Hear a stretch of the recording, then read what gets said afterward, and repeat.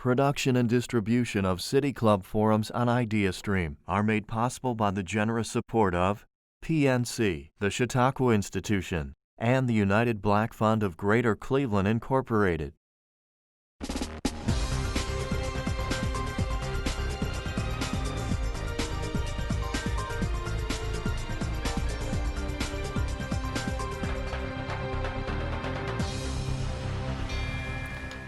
Hello and welcome to the City Club of Cleveland, where we are devoted to conversations of consequence that help democracy thrive.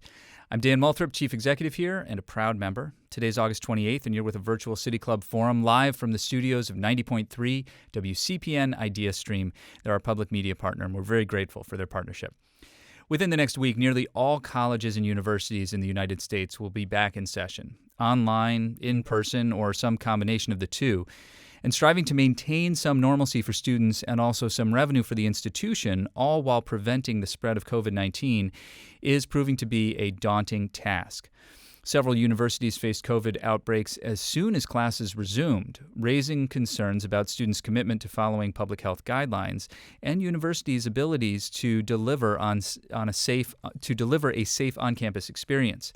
The Centers for Disease Control's recent contradictory statements on testing protocols, of course, only added to the confusion and the challenges. Today we'll hear from Harlan Sands. He's president of Cleveland State University. He'll talk about the extensive planning process that went into preparing for the fall semester, which is starting in person at Cleveland State University, and how the pandemic and other issues are altering the entire landscape of higher education. Harlan Sands is the 7th president of Cleveland State University, a position he began on June 1st, 2018.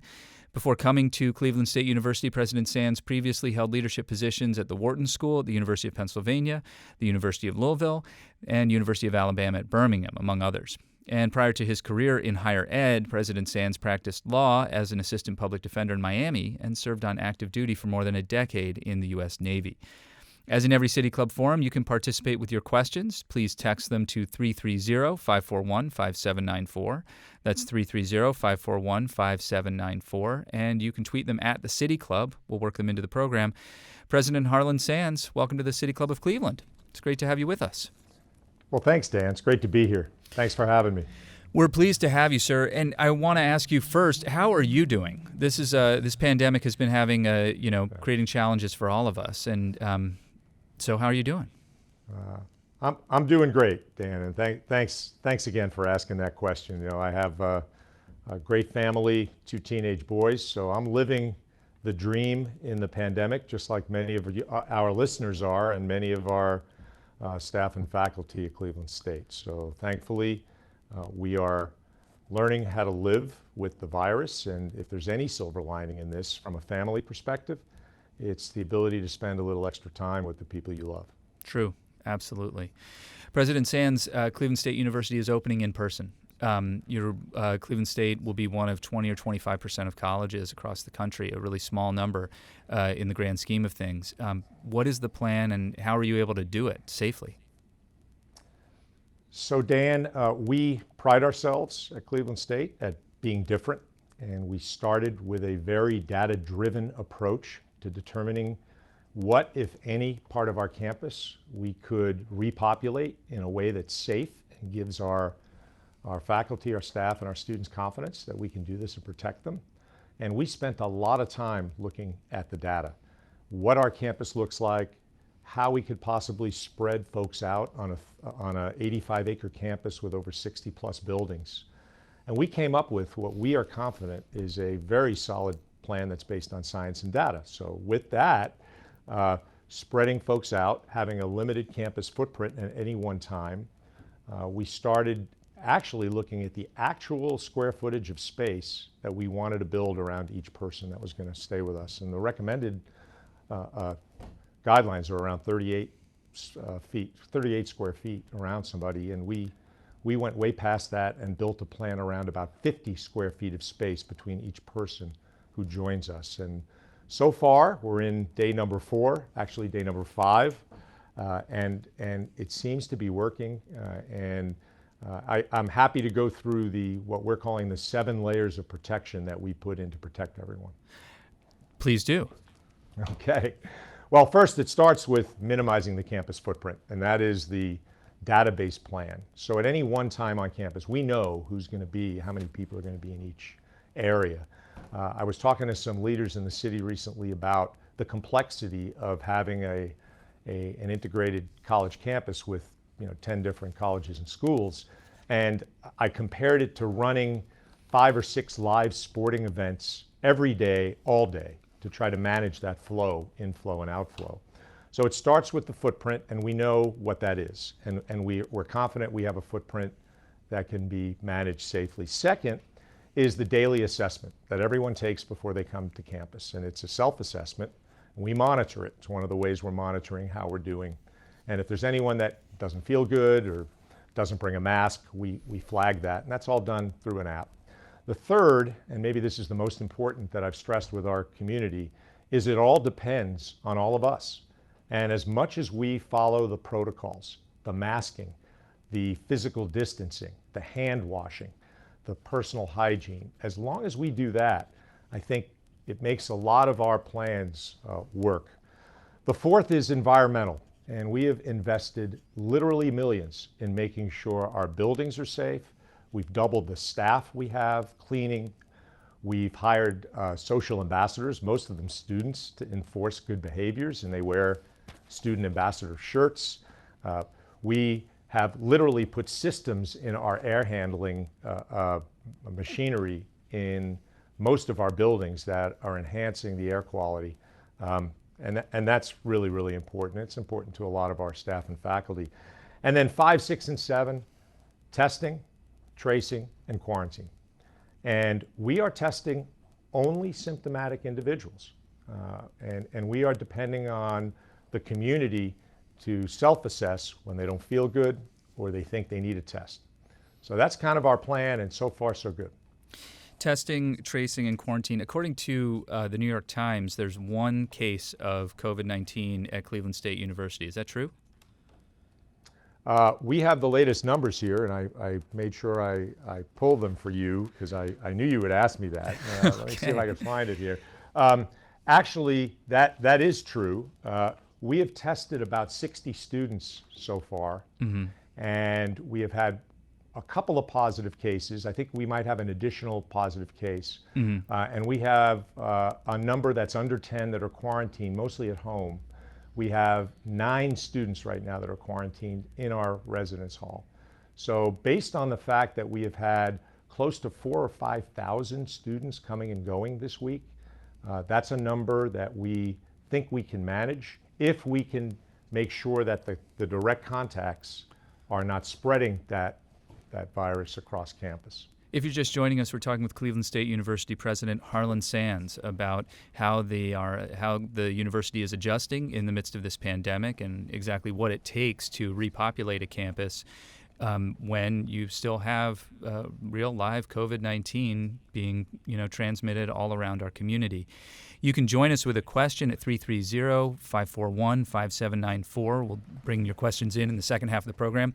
Or you can tweet your question at the City Club. The number again to text your question, 330-541-5794. President Sands, contact tracing is a difficult thing because it relies on people's willingness to share information about their friends and then their friends' willingness to share information with you. Yes. and then perhaps alter their behavior, perhaps self-quarantine. And we've seen resistance to that in many pockets in American life today. What are you finding at Cleveland State with your community? Yeah, so you're absolutely right. And we have stressed for the last few months that this will only work if we participate as active citizens as part of a bigger community. You have to appeal to students' sense of caring about the larger community. It's the only way we'll do this. I've read the reports of universities cracking down on students that are misbehaving and not following protocols. We're hoping to take a little bit of a different approach at Cleveland State, and so far it's worked well. We really want to use positive reinforcement that this will only work. Students will only be able to remain on campus if we do this safely. I think it's really hard for us to kind of blame 19-year-olds and 20-year-olds for being 19-year-olds and 20-year-olds. The most powerful influence we are finding, and we hope it lasts, again, I by no means want to declare any kind of success, because this is going to be a challenge for the next few months. But what we're finding is there's no better messenger than fellow students to say, hey, look, your mask isn't on right, you're not keeping your physical distance, we don't want you gathering in any kind of groups. It's a hardship. It's not the typical college experience, Dan. We all know that. But we've seen good compliance so far. We have reminders everywhere. People, signage, ambassadors, our faculty. Let me talk a minute about what our faculty did. Our faculty senate passed a resolution to put a statement in our syllabi so that when students showed up on the first day of class, it was clear what the expectations were in that classroom and the consequences if students chose not to follow them. We were really, really concerned that we would have a lot of non-compliance, at least in terms of masking, maybe not so much with the distancing, because we can block off certain seats. But the fact that our faculty and our pandemic response team have been able to work together to come up with those types of reinforcing guidelines for students, I think it says a lot about who we are. Well, the faculty really, I mean, that's in the context of a county where all the public schools, the K-12 public schools, many of them are only doing remote learning. And as 75% of colleges and universities are doing remote learning, and often that's driven by faculty concerns about their own health. And I've got to imagine there were some tough conversations with your faculty, and a lot of I mean, there's a risk, right? Faculty are putting their lives at risk in some manner. I'd like to say there were tough conversations. We had conversations, but we said from the beginning, this is a coalition of the willing. And for faculty that felt they were more at risk, that have health conditions that put them more at risk, we were extremely accommodating. We don't want to have anyone that feels obligated in any way to be in the on-campus environment. Remember, we still have a large mix of classes that are taught remotely.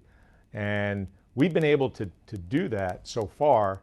And I think the key is the protections that we put in place for them. Now, the other commitment that I've made to everyone on campus, if it isn't working or we see any signs, and we have our tracking mechanisms in place, we see any signs that, and I think the key measurement for us is not the number of positive tests, because the community has an existing level of positive tests, and we're always going to be a reflection of them. It's whether our number of tests is higher or significantly higher or less or even than the surrounding community. That's, to us, the more important measurement. We've got some things in place to track that. That's great. That was my next question. You know, exactly what are you looking at? What would be the trigger that would cause you to shift to remote learning, entirely remote learning? What are you doing with the residence halls? I'm sure that that there's a whole different scenario happening there now. Yeah, so in some ways, we're different than a lot of other universities. We don't have as many on-campus residences yet. I'll say yet. We're evolving. But we have about 700 students in our residence hall. So we're at about 60% capacity. Every student has their own bedroom. We thought that was important. You know, the close quarters, you could engage in some common space, but we wanted to make sure the sleeping space where you're spending, you know, a considerable amount of time was separate. The second piece is we've got a focused approach on the residence hall. So we're watching those daily health assessments to make sure there's not trends that we spot that are not the ones we want. The other thing we're launching very, very shortly here, we have a partnership with Case Western on an app that has an algorithm. Instead of doing what the public health officials call prevalence testing, which is random sampling across our campus, which probably doesn't have as much value for us as much as other campuses in a small community, because we have so many folks that come and go, you really don't know where they picked it up. It's very, very hard. Instead of that, we're working with Case on an app which uses an algorithm that was developed by a company that kind of looks at various patterns and determines where the folks most likely, who have the highest likelihood of picking up the virus. We're going to use that to track track our kind of infection rates. One of the things, the relative advantages that Cleveland State University has is actually a lack of Greek life. There are no fraternities to flout the rules, which has been a problem for a number of other public universities and private universities and colleges around the country. Where are the places, though, on campus where you're most concerned? Is it the student center? Is it the library? Yep. So let me make one small clarification. We do have fraternities that just don't have houses on our campus, okay? Which is, I think, in some ways, you're right. It gives us a little bit less of a worry, but not zero worry, because groups that gather, we have over 300 student groups. So when you ask about where we think we want to be careful and thoughtful, is anytime you can have students gather. And the places that we're learning about across the country and across the state that are having challenges are when students gather in bars, at night, late at night, or in private parties, or in smaller groups that become larger groups. Those are the big risk areas. And on that front, knock wood, we're doing well. We have, like you said, we have a little bit of an advantage in that we don't have 15,000 students congregating at once. I think the other factor is we have to create some life for these students here. We have to expect that. We can't expect to put them in a residence hall and say, go to class and come back to your room and that's it.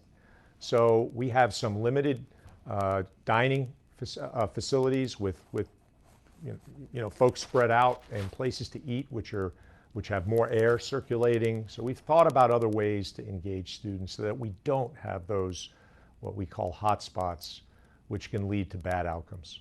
We are talking today with Harlan Sands. He's our guest at your City Club Friday Forum. I'm Dan Moulthrop. Harlan Sands, of course, is the president of Cleveland State University, the 8th president of Cleveland State University.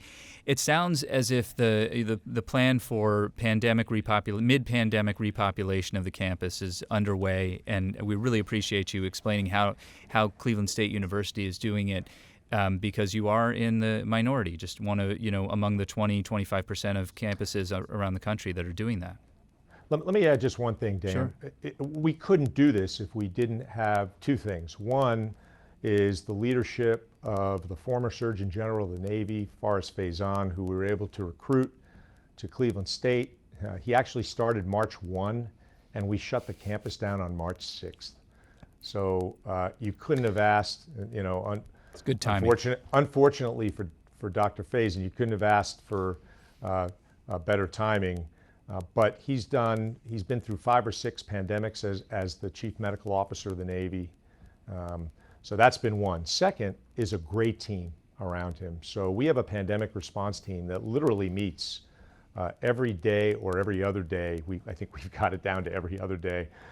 But this is a collective team effort. Can't be done alone. It certainly can't be done just because I say make it happen. This is not how universities run, and we've done I'm very, very proud of the work we've done.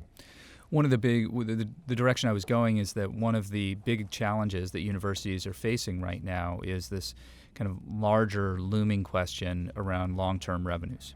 And the pandemic is, for a lot of students, if I can't be on campus, maybe I should just not go, maybe not go right now, maybe go in the future.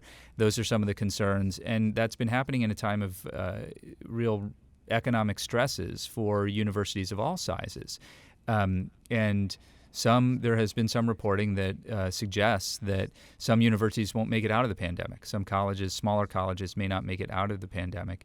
What are you seeing from your chair, from your, your view as a president of a university in conversation with presidents of universities around the country? What are you seeing, and where does Cleveland State fit in? So obviously, all of us that are at universities that are dealing with this pandemic are asking those questions, at least for ourselves. And the good news for Cleveland State is we're on solid financial footing. We're not immune to the financial stresses that have hit everybody, and we've had to take some steps to deal with that. We are very much focused, though, on how we at Cleveland State are going to emerge post-virus. And we will emerge. It's not an if, it's really a when. And thanks to years of strong financial planning, we have a good foundation. And we've taken some steps in the last couple of years to strengthen that foundation. So that's a good thing. I have never been part of an organization that in a crisis has not reinvested in our core business and grown from this experience out of this into a stronger institution. I've really never been part of an organization that has cut their way to prosperity. So what I'm really, really proud of, and this is what we're focused on and what we're calling our CSU 2.0 initiative. Yes, we have to look at doing things more efficiently, but we also have an entire group focused on growth and innovation. I'll give you one example we've already started. We did not put everything on hold when the virus hit in terms of our investment in our faculty. We went out and recruited 33 new faculty in the middle of a pandemic, including 19 new tenured faculty from top universities across the country, because we thought it was important to ourselves to invest in ourselves and be consistent with those strategic priorities that are going to get Cleveland State to where the region needs us, to where we want to be, and to the point where we can meet the emerging labor needs of the future. So we have 5 task groups that have been set up under CSU 2.0, academics, administration, diversity, inclusion, and social justice, growth and innovation, and athletics. And those groups are hard at work, and they've been hard at work all summer. They're charged with providing creative, innovative recommendations on both how we operate now and where potential is in the future. So we've gotten great engagement. We have over 30 plus faculty engaged in the process itself, at least the initial task groups, and then they're reaching out into other members of the community. So it really is a fully engaged process. President Harlan Sands, this morning the Akron Beacon Journal reported news of a task force that has been formed to formalize or investigate or determine the feasibility of a formal partnership between the law schools at the University of Akron and Cleveland State University. That would seem like it fits pretty neatly in the CSU 2.0 plan that you were just talking about. Can you unpack it a little bit for us? Yeah, absolutely. Absolutely, Dan. This is an exciting time for us at higher education as a whole. We have a chance now with what we've learned and how the world is changing in the last 6 months, really incredible seismic changes. We have a chance to look at ourselves and look at ways to partner with other institutions across our institution and look for ways that really can transform higher education. And that's one example that I'm very, very excited about. I look forward to hearing what our 2 respective law school deans, both at Akron and CSU Cleveland Marshall, come up with, because this is a chance to set us apart. If this goes down a certain road, and I'm hoping we get some great ideas out of it, we could have something that's truly unique in legal education, which if you talk and look to what's happening at least since March in the legal profession just here in Northeast Ohio, many of the law firms that I've talked to are making significant changes in how they're structured, how they deliver services to clients. That's just one example of the kind of opportunities that are out there. And in higher ed, we're producing the future talent. I think it's our responsibility to be able to pivot to where the future skill sets are going to be. So I'm very excited about that opportunity. President Sands, about a week ago, the police in Kenosha, Wisconsin, shot and permanently injured Jacob Blake, sparking a number of demonstrations. And these follow the demonstrations that followed the murder of George Floyd. And social justice, you mentioned, is one of the 5 pillars of your CSU 2.0 task plan. And I'd like to ask you to just talk a little bit about how you are centering social justice in in creating an experience for students, and what you're doing specifically to make Cleveland State University a more socially just place. Yeah. So Dan, this one's personal to me because of the things that I've had the opportunity to do in my career, my professional and personal life. I don't think you can pick two more different professions than being a military officer and wearing a uniform for a period of time, and then being a public defender representing indigent clients. So I think I know I have a perspective on how serious this issue is, and the issues that have been raised. I was very deliberate and thoughtful before we made a statement at Cleveland State about what we were going to do, because I think words matter and actions matter more. So what we did in June was we issued a statement, and it was a statement of actions. And we certainly have started down that road. And we said we were going to take 5 steps, and we've already are moving down this road, and I'll share with you what they are. First and foremost, we got to take a hard look at ourselves. We have a police force, so we commissioned a task group to look at that police force and our procedures to make sure that we are doing things in ways that support the safety and well-being of our community and our students. So that's underway. The second thing, we have always had a President's Diversity Council, and I took some steps to strengthen that council thanks to the leadership of Dr. Ronnie Dunn and others. And actually the CSU 2.0 task force is co-chaired by Peggy Zone Fisher, who leads the Diversity Center here in Cleveland, and Dr. Dunn. And I gave them specific charges that they engage our community and make recommendations for action steps. It's time to get past what we know and get to what we need to do. I think all of us seem to know where we've done better than others in terms of advancing our underrepresented minority staff and faculty. We got a lot of work to do there, and I might just say of the 18 faculty that we hired, over 30% were candidates, diverse candidates, so I'm very proud of that. Step 3, we have something called the Viking Creed here at Cleveland State, which is a statement of integrity and civility, and it's really good. And we're going to recommit to that across campus. We've started that process. Step 4 was to educate, because we're a teaching institution.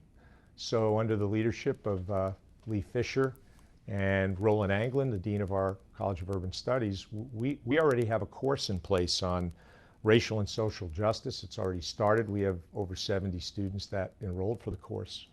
So we're having those dialogues and discourses that are important on a college campus. And then step 5, we recommitted to training more underrepresented minority doctors. You know, we've had a partnership for a long time with Neomed. We're strengthening our pathway for students that want to go to medical school. We have an incredible shortage of underrepresented minorities in urban communities.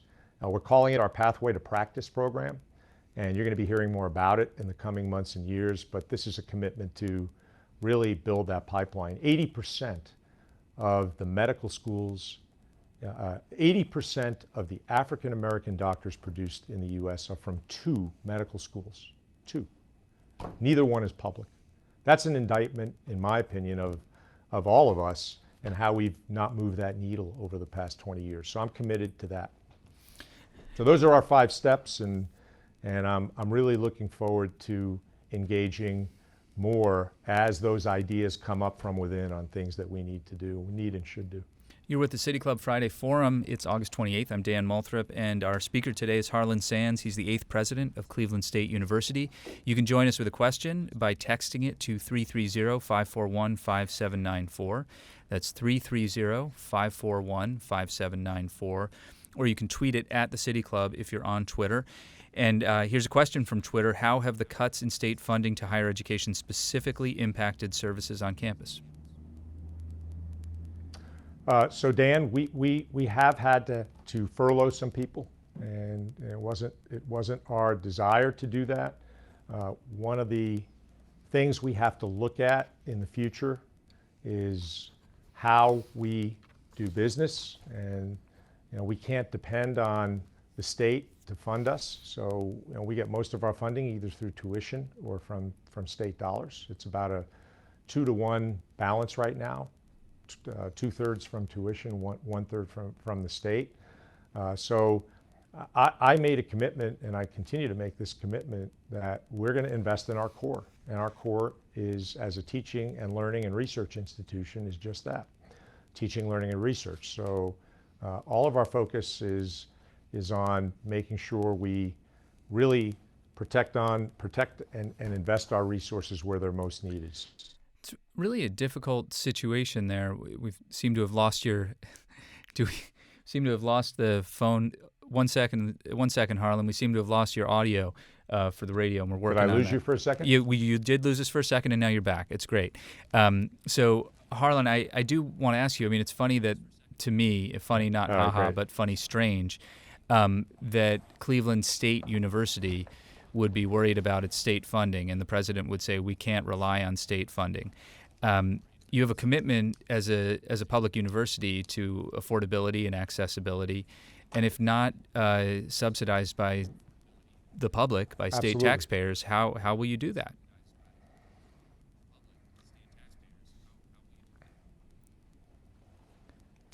Well, one of the ways to do it is to get the word out on how great our product is and how great our price value proposition is. Our goal, and we have some aspirant peers across the country, and I'm very bullish on the urban university experience, especially universities like ours that drive growth in Cleveland. One of the ways is to increase our capacity to teach and learn. And we do have some capacity, thankfully. My predecessors have done a nice job creating a very, very welcoming campus that is built for growth. So if we grow, and I think competitively with our price value proposition, the education you get here at Cleveland State for the investment you make stands up hands down across the board with almost all of the universities that that students are considering. So when you think about where we are in the market, what you get, we have to get the word out on how great an experience is at Cleveland State, and we're going to be working on that. The fact that we've made a engaged learning promise that any student who comes to Cleveland State that wants a co-op experience with any of the great employers here in Cleveland gets one. The fact that we're going to build out that cradle to career approach for the students that join us. We're now a first choice institution for many high schools in the 5 surrounding counties, and we're going to grow that and push it out. I spent the better part of my first year going to a lot of these high schools in the region. I've been to Parma twice. I've been to Mayfield. I've been to 6 CMSD schools. Years ago, Cleveland State was getting 1 or 2 students from a lot of these high schools, and now we're getting 20, 25, 30. Parma, 30 students. St. Edward's, 20 plus students, graduates that are coming to Cleveland State. So that's the future that we have to build on, and there's a lot of opportunity. President Sands, as you know, with City Club forums, you'll get questions about anything that falls under your purview. This question comes from a listener about the future of the Wolstein Center. It was already an open question prior to the pandemic due to low sporting attendance and increased competition with Rocket Mortgage Fieldhouse. With high school events and commencements being canceled nationwide, the Jehovah's Witness Convention being virtual this year, and attendees being limited at collegiate sporting events, what do you say to Clevelanders who are concerned about the long-term sustainability of the Wolstein Center moving forward? So one of the things that we're going to be working on the next year, Dan, is an update to our campus master plan, which was last updated in 2014. And this is really the perfect time to do it and figure out what our current footprint is, where we need to go, and what opportunities there are to take a look at not just structures, but functionality of the kind of things that we are and the kind of things that we want to be and grow in the future. So I don't have a direct answer to that question right now, other than to say that we're going to look at all of our facilities, all of our classroom buildings, and how we can join what I hope is the growth of downtown Cleveland, the surrounding areas. I know we're a big driver in that. We've got very willing partners across the city that want to see us grow and make best use of our assets. We've always been good financial stewards and will continue to do that. So we look at all of our property in that sense. So I'm really looking forward to tackling that in context with our greater campus master plan. Related to this is a question that came in earlier, and Cleveland State University itself, the campus itself, and the campus district are the connectors really between downtown and midtown. Will CSU be working with the Ohio Department of Transportation to put a cap on the Innerbelt Trench from Prospect to Cedar when ODOT rebuilds the freeway? This would create a lot of green space for CSU. ODOT did a similar thing in Columbus and created the Short North District, or improved the Short North District. Is that on the table? I hope so. I think anything we do to make our campus and the surrounding, the adjacent areas to our campus attractive and green space certainly is something we think about, I think about. I think that's obviously something we're going to take a hard look at in our master plan, because the more our campus connects with Midtown, the more it connects with the campus district and downtown, the better it will be for all of our partners and for the folks that are here. Here's another question for you. What is CSU doing for student veterans, since Ohio is the 5th or 6th largest state in terms of veteran population? Yeah. And you're a veteran yourself. So I am, and I think about this a lot, and we have a veterans center that's very, very active, very robust, and very focused. I am absolutely committed to growing the number of veteran students we have.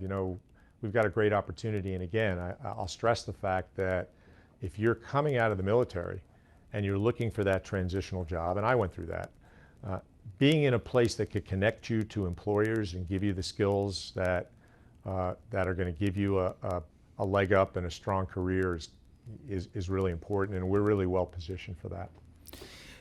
President Sands, Cleveland State has also started a kind of externship program more formally in the model, in the sort of co-op model of Northeastern University. Do you want to talk about that a little bit in relation to not just connecting veterans with job opportunities, but all students? Yeah. So I mentioned one of our CSU 2.0 task forces. One of them centered around academics.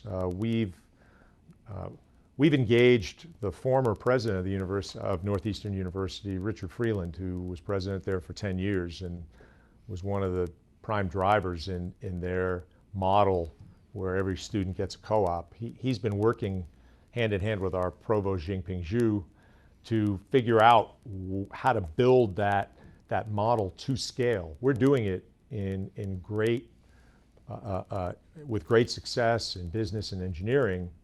We want every student that comes to Cleveland State to have an opportunity to plug right in to an employer. And we can do this, and we will do it.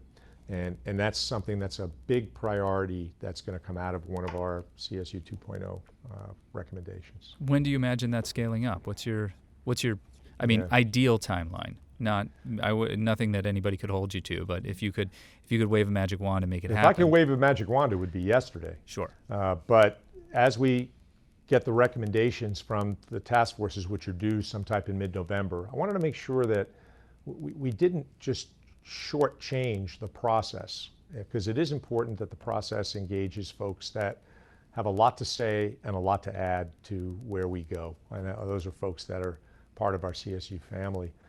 That being said, we have a capital bill in front of the legislature right now that's kind of hit a snag, and one of those items in the capital bill was an expansion of our science building, which was going to also include that engagement, that engagement center, that co-op engagement center, where our vision is to brand any company that wants a footprint on our campus. And this is the model that works across the country. So you drive down Euclid Avenue, you're going to see the names of all of our employers up there in lights, knowing that we're partners and connecting to us is connecting to them.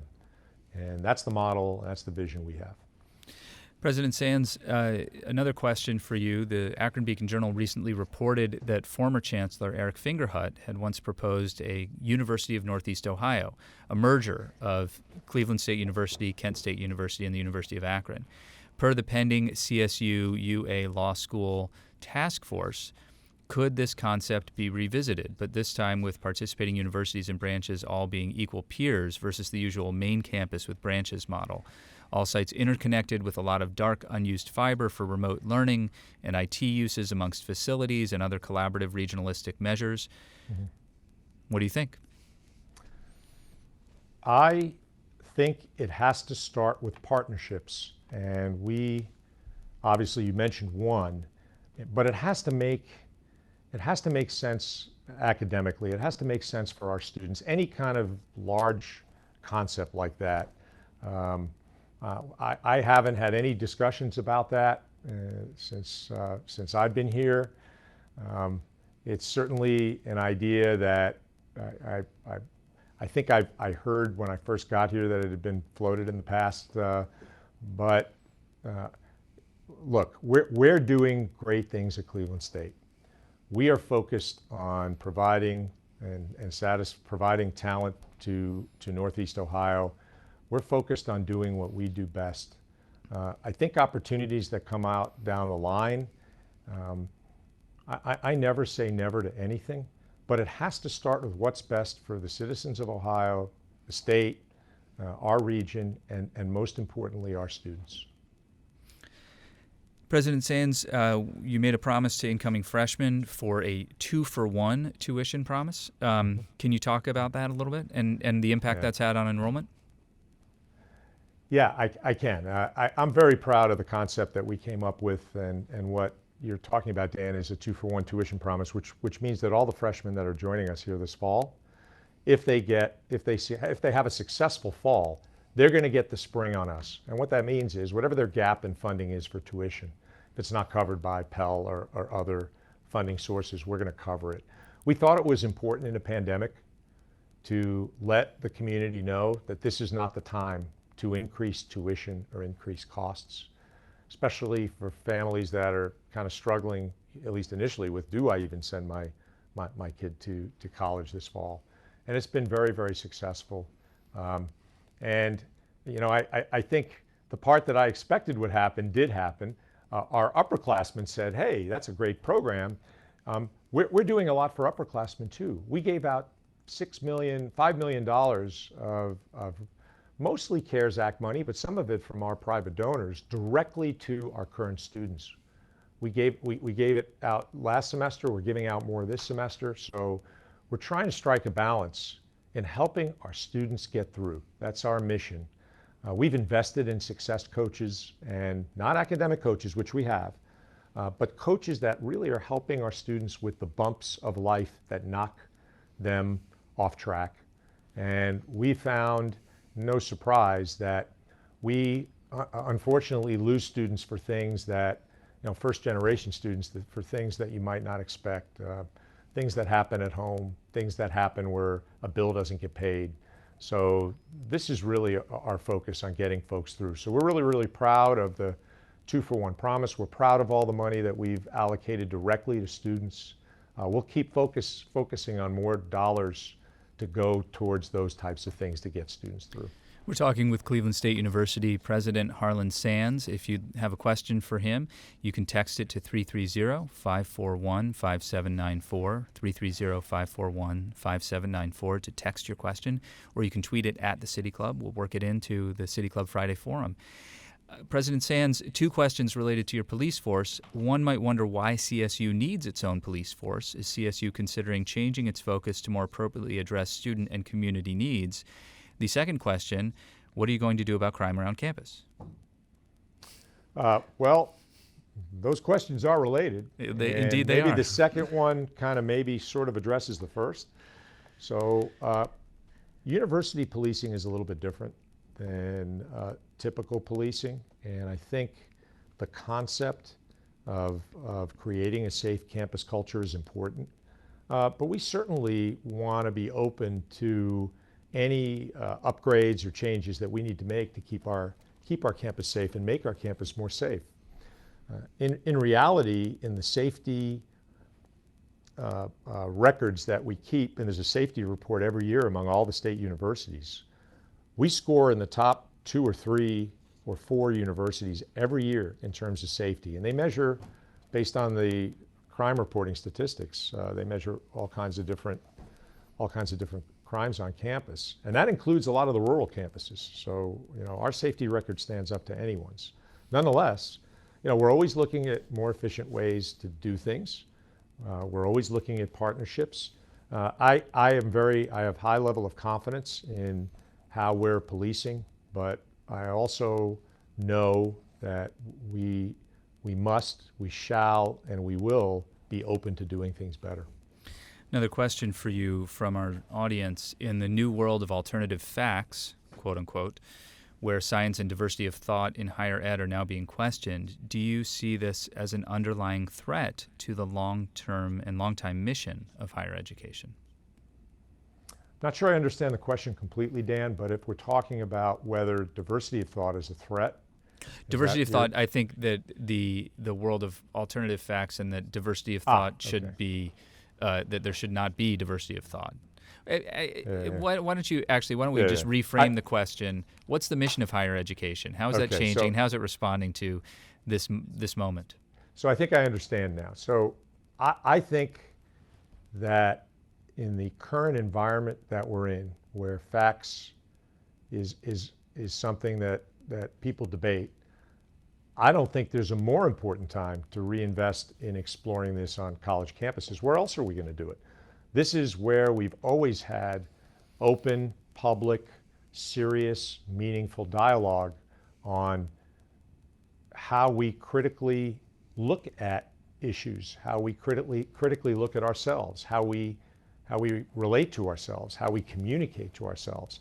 I think a lot of us that went through college and look back on what was the most valuable thing about those years. Yes, there were subjects we learned and there were skill sets that we learned, subject matter. But a lot of what we learned was, how to relate in those formative years to others that looked different than us, felt different than us, thought different than us. So I think this is an opportunity for the Academy to really double down on discourse and have these conversations. That's why I mentioned the course that was developed, the interdisciplinary course I mentioned on social and racial justice. How do we teach these topics? How do we engage faculty and staff around these really important issues? And then how do we engage our students? Do you think you'll be delivering content differently in the coming years? I mean, we've created, when the campus was depopulated in March, everybody shifted to remote learning. We all got a crash course in platforms like the one we're using for our conversation today online at cityclub.org. And now, your students, in theory, right, if the Akron CSU law school theoretical merger were to take place, you didn't say the word merger, I inferred it, by the way. If that were to take place, then a student could be, they could be in Hudson taking classes both from Marshall and from the University of Akron School of Law from their couch. It seems to have created, we've seen it, that it's just lowered all the barriers to access in a lot of ways if students have access to digital technology. And so, I mean, there's a huge shift happening here. But do you imagine that your virtual offerings, your online offerings, your digital offerings are going to be much more robust than they've been in the past? The answer is yes. But take that example you just gave. Mm-hmm. So if I'm a new law student and I just now put everything else aside, if this environment changes and we're going to have some type of hybrid in the future, and that's not a given yet because we're learning a lot about the value of in-person education and what works and what doesn't work as well remotely. But just take that example you gave. If I could be sitting in my home and I now can take I have twice as many course offerings because now I can choose a course that is taught on one campus and a course that's taught on another campus without the mechanics or the silos of where I pay or how I do it. that's got to be good for the students, whatever that partnership looks like. So that's one thing. The second thing is we were very, very intentional when we went to remote. Unlike some of our colleagues, we didn't just flip a switch and direct our faculty, okay, next week you're teaching remotely. We took a step back and asked them, what do we need to do to make this work right? And I'm very proud to say that the president of our faculty senate, the chief academic officer, and me all worked together on a joint approach to making sure that technology, we did a crash course in supporting the faculty's what the faculty, how they wanted to do this transition. So we supported 7 different technologies in the beginning. We waited an extra week before we started because we didn't want to just assume it's just going to be an email class. Okay, so that's that. So we've proven, and our experience so far has been very, very positive in the sense of we proved we can pivot and respond, and everybody stepped up to that challenge. Now, the challenge of whether this works for everyone and what this does to the future of universities like Cleveland State, and whether we can use what we've learned in a way to enhance our ability to teach and learn, that's still an open question.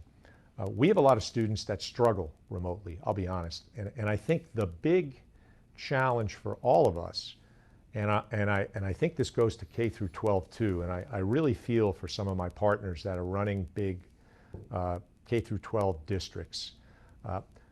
We have a large percentage of our population that has no technology, can't access the technology. So I worry about worldwide the gap in educating our young people. And I'll just give you one other stat. I think there was a report put out by UNICEF within the past couple of days. That's right. Which talked about somewhere close to 500 million youth that are potentially going to have up to 2 years of a gap in their education. So think what that means for us. You know, we have students that come to us out of high school that we know need some help, and we know they can succeed. We know it. Now we've got another 2-year gap potentially to look at. I mean, this is the big, what I described to some of our folks this week as the big elephant in the room, getting our arms around that. How could we as an academic institution help on that front? Well, you won't have a choice but to help, right? Because starting with the, next year's incoming freshmen, you're going to have, for the next 12 years, likely, you will have students who have suffered through this. So that's why I focused on the word how, not if, but it's how. How can we help? And we're having those conversations. We're having them with CMSD, which is great. We have a great partnership. Thanks to Eric Gordon and others. So I'm very much thinking about this, and a lot of our folks here are thinking about it too. Very, very important. Another question for you from Twitter: is Cleveland State University part of any coordinated effort, including the Inter-University Council, to advocate for more public funding from the federal government? The state, of course, isn't off the hook either. Is CSU willing to advocate that Ohio seek new revenue to fund higher ed? The answer is yes, and we work very, very closely with the IUC, and we have been working with the IUC. Matter of fact, we're very much engaged in what we hope will be coming out of this next round of federal funding, if it ever happens. And there's a big chunk in there because our legislators, our leaders know that higher education is incredibly important. So yeah, the answer is we're very much focused on that. The federal government has a role to play. Today's not the day for the debate on whether we believe everything should be free. I have some thoughts on that. I think it's generally good for folks to have a stake in their education. Not an overwhelming, overbearing, a collapsing of debt, but a stake in education, and that enables us to reinvest in students. But I think as a society, we really have to think about how important our schools and our universities are in terms of educating our future citizens. Well, President Harlan Sands of Cleveland State University, we thank you very much for your leadership, for your time today, and for doing what you can to keep your students and their families safe this semester and the following semester as well. We appreciate your time. Thanks for being with us today. Hey, Dan, thank you so much. It's been great to see you. Great to see you too. I want to thank you also for joining us today, and thanks also to our member sponsors and donors and many others who support our mission to create conversations of consequence that help democracy thrive. You can find out more about them and join them at cityclub.org/thank-you. On Friday, September 4th, that's a week from today, we will feature the next forum in our Reimagining Journalism series. It'll be a conversation with Karen Runlett. She's the Director of Journalism for the John S. and James L. Knight Foundation, and John Thornton, a venture philanthropist, founder of both the Texas Tribune and the American Journalism Project. If you have ideas about topics and speakers we should feature while we all learn to shelter in place, please get in touch. You can find out how at cityclub.org. And in the meantime, I'm Dan Moulthrop. Please stay strong. Please stay healthy. Please wash your hands, keep your distance, and wear a mask. And stay close in your hearts if you can't be close in person. Our forum is now adjourned. For information on upcoming speakers or for podcasts of the City Club, go to cityclub.org.